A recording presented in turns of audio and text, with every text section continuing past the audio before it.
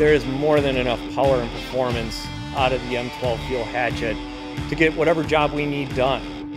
It can get into all these little tight spots. There's no way you would be able to get any other saw in there. You can fit in most places you can with a normal saw. It's lightweight and sleek design.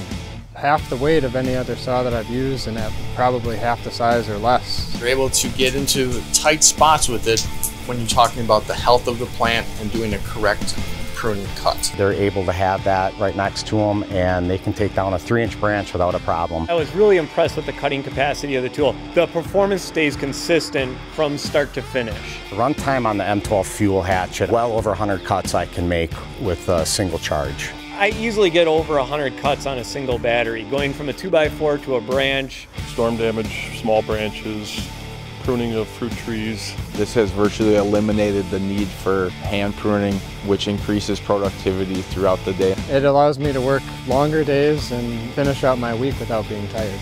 I would recommend the M12 FUEL hatchet because of the maneuverability, the compact design for storage. I'm able to cut up to 3-inch branches, and the battery runtime is just outstanding.